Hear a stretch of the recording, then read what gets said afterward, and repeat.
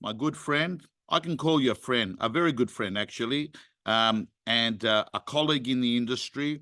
But in recent years, I would call him arguably the number one thought leader that is practicing real estate. He runs one of the most incredible corporations. We spoke at ARIC the year before last. I still remember introducing you, and you had not slept. I still remember you saying, I did not sleep last night. And I said, like, how much did you not sleep? And you said to me, I did not sleep at all. Do you remember that? Yeah, I do, Tommy. Yep, I do. It's I get PTSD from ARIC, so I'm glad this year I'm going to go and visit and be someone in the crowd and not actually present. But no, it was an incredible experience, and you're very kind, mate. You are a very good friend. So, Kon, 2 years ago, your topic was 0 to 20 million. I think in 2 years. I think that was the name of the title. 20x in 20 months. 20x in 20 months. Sorry. It's quite extraordinary that right now you own a number of McGrath businesses in that Parramatta region. How many offices is it, Kon? 6. 6 real estate offices, and I think you've exceeded 20 million in fees, isn't it? Am I right? Yes. Yeah, we're closer to 32, 33 at the moment. 32, 33. Extraordinary. I still actually remember you on your first day in real estate. Your first day in real estate, I still remember. 10 years ago, Tommy. How long was it? 10 years ago in January this year, 10 years ago. It was 10 years, that day in that room at Edgecliff where you had just moved over, an executive from a non-related real estate industry came in, which is always sometimes an advantage because we can get a little bit predictable in the way that we look at the world. Our principle shows us look at the world this way. We then become a sales manager. We look at it their way. We then become a principal. We look at it their way. And often it takes someone that has not been in that world to actually say, have you thought about doing it this way? Have you thought about doing it this way? And Kon, one of the architects, you started it like this is your second year that you pretty much ran an auction in the start of January, or sorry, your open homes began at the beginning of January. What day was your Super Saturday? So this is February the 3rd. We pushed it back a week this year because of the Australia Day long weekend. But this is our 4th year. So we started, our first Super Saturday auction was 30 auctions on January the 30th of 2021, I think it was. And we did 31 auctions. Year 2, we did 62. Year 3, we did 67. And then this year we did 130 on one day on-site auctions. Team, you're listening to the leader of a $32 million GCI business. You're listening to someone who has just put 100 auctions up in January. January, wasn't it? February the 3rd, 130 on the 3rd. February the 3rd. And those of you that are watching on Facebook, press the share button. And those of you that are watching Zoom, in the chat box, before we leave this session, I'd like you to all type what your number one learning is. Kon, I'm going to put you on the spot. I'm going to tell you this. I believe that you're one of the most powerful one-on-one transformational coaching practitioners in the business. With your consent, it's 30 minutes. I'd love to offer a 30-minute one-on-one as if they were working in your office. Sure. Right? And you were sitting down, 30 minutes, if you don't mind doing it on Zoom. Sure. We're going to pick a winner by the end of today. We'll pick a winner. Is that okay? Absolutely. Yeah. Go for it. Share the love, everyone. Share the love. And on Facebook, the number one thing you picked out of this session. So, Kon, this is called Tech Tuesday. We run it. And I know that you're a client of Realtair, and you're a client that's actually gone in a lot deeper than most other clients. You've actually embedded it as part of your processes. You run a very process-driven business. I know that in the time that I've done work with Amit that works in your business, I've seen the luxury of working in that environment. You just plug in and pretty much you can list, sell, negotiate, and not have every other distraction involved in real estate, which means more dollar productive activity means more listings means more sales means everyone's happy, correct? Absolutely, spot on, yep. So Kon, with context to Realtair, and by the way, Susan, if you can put the Realtair link, that if anyone wants to join Realtair that's not part of Realtair, if you can just put the link in the chat box and on social media. I just want to ask you, Kon, by the way, how did the auction go? Was it a successful day, the February the 3rd? Great day. We had 73% clearance on the day. We sold in excess of $156 million worth of property on the day. GCI wise, that with including our sold priors, it's a $2 million afternoon. But I guess probably the biggest thing that we get out of Super Saturday is obviously the digital market share, the signboards in our communities. We met 7,000 buyers. We had 12,000 inquiries. We had almost 1 million online views on the portals. But it's actually the flow-on effect of what Super Saturday does for our team. We just closed off February. We had a record month GCI-wise, but we also had a record listing month. We listed 211 properties for $314 million in value. So what that's done now is that's really set us in really good stead for the balance of this half, which gets us through to winter, and then that feeds us through into spring, and then it keeps going on. So it's an incredible initiative. It's not proprietary to us. Anyone can do it, and there's a lot of people that have replicated it, and we're totally comfortable with that because we think that this is a strategy that actually gets people really good results in a period that's traditionally quieter. Beautiful. You're going to do it again next year? Absolutely. Okay. So, Kon, today, the bits I want to talk to you about are the issues that we have every day in real estate. We did a podcast yesterday with John McGrath and your mate Troy Malcolm, actually. Yeah, Troy. I know that you do CrossFitting. He actually had a mark on his nose. John actually asked him during the podcast what happened. He said, "Was it a bar? The dumbbell with 24.1? He would have done the CrossFit workout of the day." Yeah, because John McGrath goes, "I still cannot work out how you did that with weights." He goes, "Doesn't make sense, mate. Doesn't make sense, you know." Anyway, so I want to ask you, yes, this market, I got their view. What's your view of this current real estate landscape, Kon? From a seller or a buyer, from an agent, from an agency? Well, your view as a principal. My view is I'm in control of the market between my ears, Tom.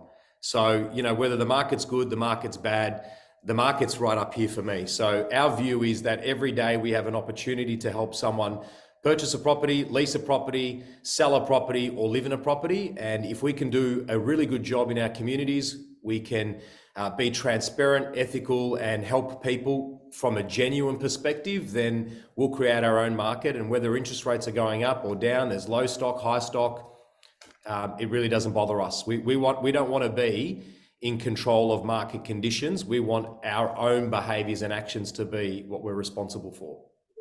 Geez, I love that response. And the reason I like that response is winners have always got the view, I will spend my brain calories, my efforts, my energy on things that I can impact. Absolutely. And I will let go of the non-impactable things because I only have X amount of brain calories to use a day. So we must use them wisely. Can I ask you, mate, what are your hours like? Are the hours crazy, or have you been able to work out a system that gives you both a good life outside of real estate? What's it look like for you? Look, you know what, Tom? Sometimes the hours are crazy, but for the most part, I have early morning starts. So I'm up at 4:30, and I know that real estate people go, I get up at 4:30 and I train and I meditate and all that sort of stuff. But I get up at 4:30 because I get to spend the first 2 hours of the day by myself. And I get to train and I get to walk my dog and spend time with my partner and my kids and get them ready for school and whatnot. But I guess we're at a point now, 6 officers, almost 100 agents across our group. We'll do $2 billion in sales. We've got great infrastructure, and that allows us to be really impactful in the areas that matter the most. So rather than our first 12 months, which was all energy, spray and pray, try to be everything to everyone 100% of the time, we're a lot more, I guess, focused and centered on where we need to be. Balance is a big thing for us. I mean, I just came back from a holiday, but I kind of don't have the clock in or clock out card. Whatever the job requires is what it requires. So if I need to have a big day, which I will today, then that's okay, because, you know, I can take some out of the bucket, you know, on Thursday or Friday or next week or whenever I need to. So it's one of the beauty about being in our industry is that we're in control of our destiny. We're not employees, even if you are a commission only employee or a debit credit. We're actually in control of the output. Therefore, we get to control the input of when we need to take a rest or a break or whatever it might be. So a 4:30 a.m. wake up would give you how many hours sleep? Like, what time do you go to sleep? 9:30. Okay, so you're getting, you know, what health professionals consider 6.5 to 7.5 hours sleep every day. Okay. Kon, what do you use Realtair for? Well, now from Super Saturday, we use all parts. So pitch, sign, and sell. And sell's been, you know, an incredible addition to the suite of the Realtair products, particularly for us, when you think about having 130 on-site auctions on one day, the amount of, you know, bidder registrations, bids, the amount of offers, the amount of, buyers that we're meeting, it's been, you know, incredibly powerful for us to use data and insights. So one, to be able to not model or predict behavior on an auction day, but to give us a really good ability to be able to forecast what an outcome will look like. But B, we use this data in the living room. So we can actually outline to an owner, you know, where bidding started, where the property was announced on the market, and then how we, you know, worked with that one buyer to move them up to reserve or above, and tell the story with using data. So we're big fans of the Realtair suite of products, plus they're really good people to work with too. Okay. Question: enticing buyers to make more offers in this market. What are the things that come to your mind? You know what? I'm sitting at McGrath headquarters right now, and we just had a coaching session with John. And one of the things that I've learned over the last 10 years about real estate is that you can't stuff up the truth. So being radically transparent, using comparables, you know, telling people what's being listed, what's being sold, having a process that you can clearly communicate to buyers around making offers, to vendors about receiving offers. When it's clear and consistent for every buyer, buyers feel more confident, they'll trust you more, and they'll want to be able to engage with you, as opposed to, you know, not having a transparent process at all. Can you say that first sentence again? You Yes. can't stuff up the what? I normally use another word, but we're online, so I won't. You can't stuff up the truth.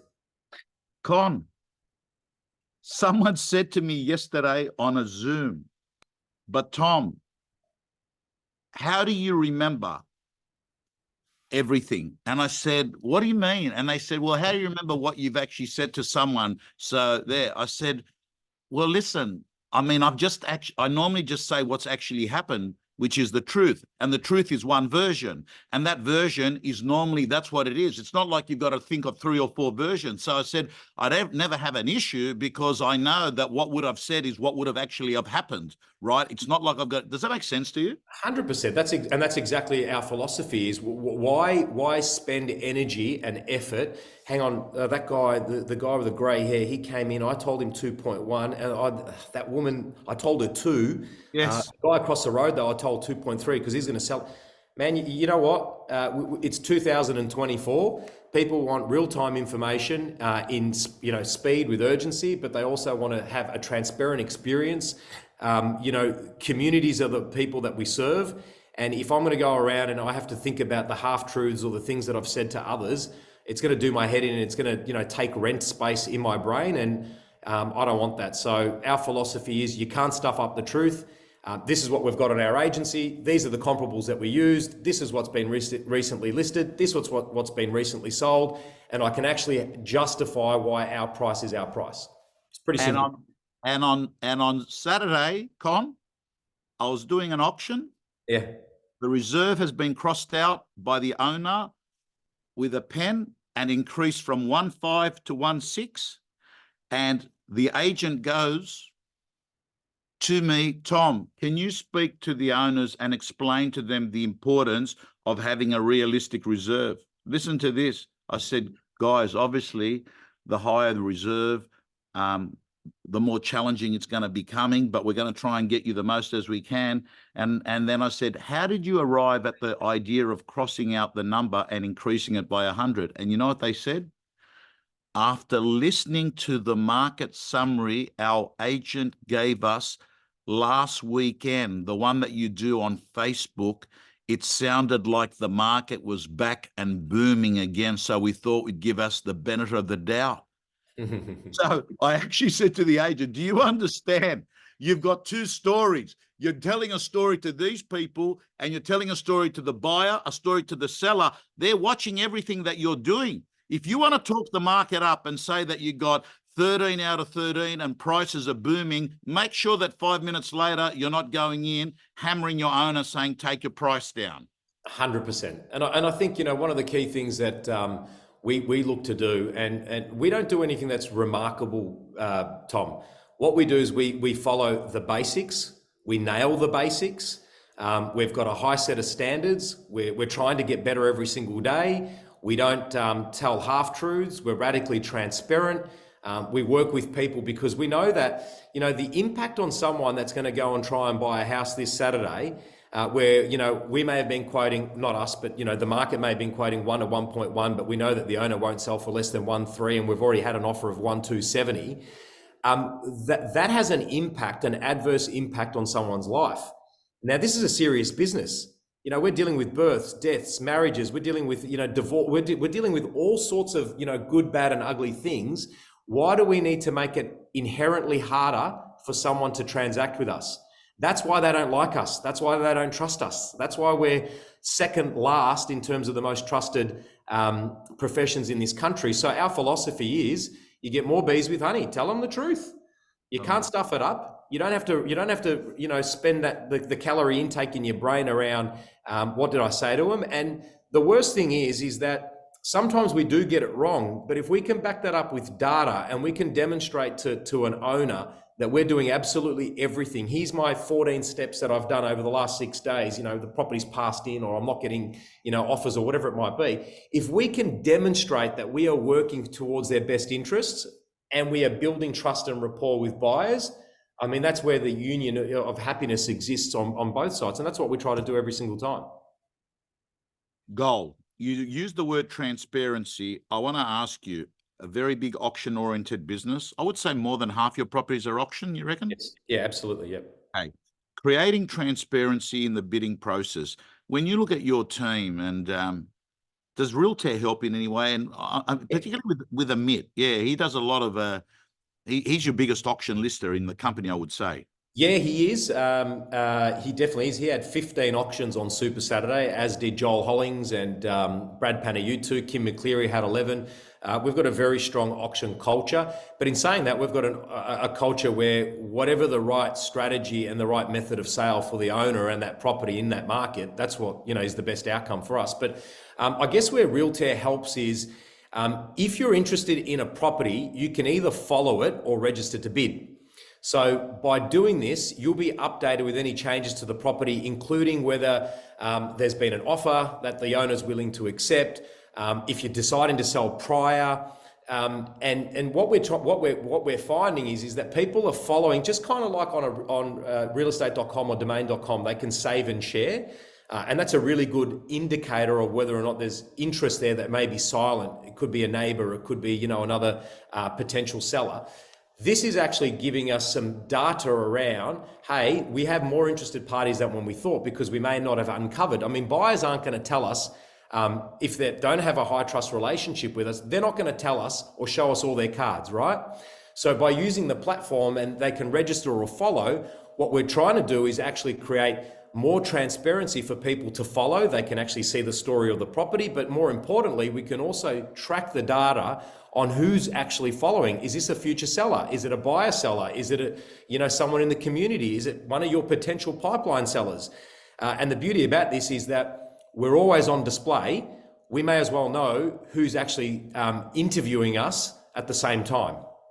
I can see how tech. So this morning, I did a transaction, not in real estate, but in travel.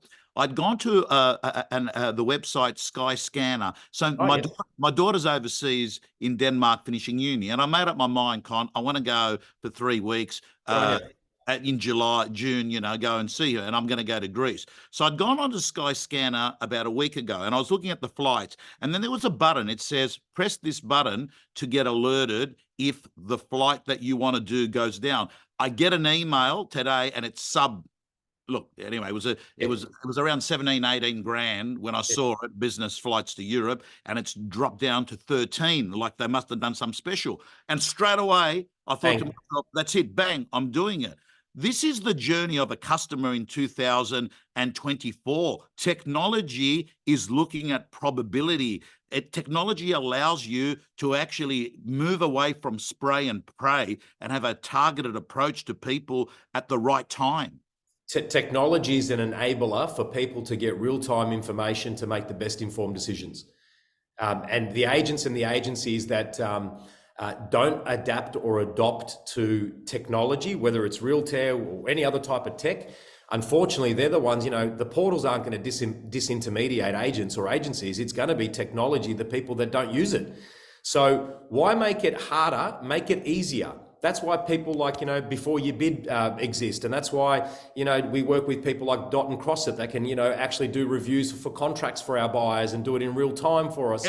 Everyone you've mentioned there are the people I work with. So, okay, well, because they're quality businesses that you see value. I'm curious, getting the highest possible price for vendor. We are essentially warehouse price maximizers. If you really think about it, that's what we bring to the table. We bring in marketing and negotiation ability to get someone more money than the next person, right? Correct. And Con, what do you reckon? The difference between an agent that's good at negotiating and good at marketing and has got a good database and a process versus someone that's got the opposite all of that. Bad database, bad negotiator, bad marketing, bad everything, bad agent. What's the difference for the vendor? Outcome, price, percentage? Oh, mate. Tens of thousands of dollars minimum. I mean, look, I'm very blessed that I have had the opportunity to work with the best agents, I believe, in the country through McGrath, through my head of sales role. But I'm also very blessed that I get to work with some of the best agents on planet Earth right now. I've got Amit Nayak doing in excess of 200 transactions, Corey Skibberis, Ruma Mundi, Joel Hollings. I mean, these are all superstars, right? The difference between the agent that actually is engaged in their community, works with buyers, has a great reputation, doesn't burn people, makes it easy for them to transact, demonstrates value, also makes the buyer feel that they've actually paid the most amount of money, but they also feel good about it. I think, we had an auction 2 weeks ago. I've been away for 2 weeks, but we had an auction 2 weeks ago. We hit reserve. And it was quite a high reserve. Our owner probably had been listening to something online, and we had a guide of 1.4 to 1.550. The reserve was 1.6. It got to 1.6, and rather than call it on the market and rather than just kind of go, great, we've hit reserve, let's get it sold, we pushed that auction and it sold for 1.810. Now, some agents are happy when the market, when the properties hit reserve, that it's on the market, it's for sale. The best agents I see are the ones that can extract the most amount to maximize the profit for their vendors, whilst also balancing a great buyer experience. So I guess for us, the way that we use sell in terms of being able to generate a higher price is, and I made some notes, so I'm just referring to it because I reflected on this after our Super Saturday. It was the first time we actually engaged it. So what did we do? We looked at it. We made it easy for buyers to be able to do business with us. The platform notifies all interested parties of any updates or any changes to the property at any time, so they can actually see what's happening in real time. It's a clear and consistent process that people can use to put offers forward. It provides transparency in the buyer process, so they actually can see that, you know, this is real. And it allows people to be able to participate so they can bid and sign from anywhere. So if you're in Denmark visiting your daughter, that doesn't exclude you from being able to participate on the platform. It actually enables you to be able to do business anytime you want. So I think the speed of being able to use the technology and making it easy and transparent is where, you know, that can help actually get a better price for your owners, coupled with a great agent, great agency that's got the right skill set, the right mindset, and has done their job. How do you use Realtair or any non-Realtair? But you know, because Realtair's putting it on, if you can see if there's any way that we can bring them into the conversation, creating opportunities for targeted prospecting. Oh, well, I mean, look, if you're using data, so whether you're using Agent Box or Home Pass or Realtair, you're collecting information. So our belief mechanism, we met 7,000 buyers last month, right? 6,775 buyers, something like that. There is an intent for every buyer of why they have come through to a property physically, right? Our job is to be able to sift through them and to work out what was it that enticed Tom Panos to come and look at this property. Was it the location? Was he a neighbor? Is he a future seller? Did he love the architecture? So I guess data gives you insights that enable you to have better conversations in real time. So when we use the pitch product that Realtair have, we can see when an owner has opened it, right? We can see when an owner has gone back and revisited and looked at it over and over again. Would that change the dialogue as opposed to not having that information? Hey, Tom, I'm just checking in. Have you had a chance to look at the proposal versus, hey, I know Tom's looked at this 6 times in the last 3 hours. Tom's in decision-making mode. Right now might be the best time for us to jump on the phone and actually have a conversation in real time. All right, that's absolutely gold. Team, I'm going to give you a minute or so to put your comments in there. What are some of the learnings you've had so far listening to the conversation with Kon? And I got to tell you, I can't see on social media at the moment, but I'm having a look here. Scott has made it, and Scott's a good agent. Trust me. He says, I'll keep it simple, everything, and it resonates. You've got this. John's being very nice here. Get Realtair. Yes, flattery will get you everywhere, John. But Kon, can I just ask, before we finish off here today, because I know that 11:15 is when we've got your time till, is identifying hot buyers and sellers with Realtair is much easier than not with Realtair, correct? Well, think about it. If they're registering to follow the property and they've got an intent, then that creates a hot list straight away that you can actually engage with. Hey, Tom, I saw that you were following the property. You know, were you looking at buying, selling? What was, you know, where are you at in your journey? I think the thing is for us is there are a lot of distractions in real estate. There are a lot of things that we should be doing, we could be doing, but if we're not nailing the basics around prospect, list and sell, we're not speaking to our clients every single day, being radically transparent, being able to help them transition with that next move, whether it's a buyer or seller, we're not giving them the whole truth 100% of the time, making it easy for them, then you will disintermediate yourself out of your marketplace. The agents that I see have the best cut through and the best success are the ones that keep it simple. You can't stuff up the truth, and they nail it 100% of the time, and they follow a process, and they use technology as an enabler, and they use, you know, things like Realtair or whatever it might be. They're the ones that are winning right now, right? Not the ones that are kind of trying to, you know, use technology, social media. You need to have all of those things. Please don't get me wrong, Tom, but less is a lot more, okay? Because there's so much noise out there. Tell your owner the truth. Use data to be able to back up why you're giving them evidence around a price increase, reduction, whatever it might be, why this is a good offer. And do the same thing with your buyers. Make it easy on both sides, and you'll actually create less friction and you'll have better longevity in this game. Oh, beautifully said. Ladies and gentlemen, you've been looking at the owner and proprietor, and he's been chatting about a number of things, but mostly about his Super Saturday experience that finished on February the 3rd. Does 32 million in GCI, a big Realtair fan. Kon, we've had a number of people that have commented. A lot of people absolutely love. I've learned the transparent with all the parties in real estate. Says it best when you can't stuff up the truth. People love that. You can't get caught out with the truth, authenticity, and the way it goes. Listen, I'm going to give it to Scott. Scott's a real estate gym member. He's a great agent, and I just know he's going to really value that 30-minute conversation with you. Scott, hit me up through the real estate gym. I'll line it up. Con, I want to thank you so much. You're welcome. Those that have been on social media, thank you as well for joining in. You've been listening to Kon Stathopoulos on behalf of Realtair on Tech Tuesday. Thank you so much, Con. Thanks, Tom. Cheers, mate. Good to see you.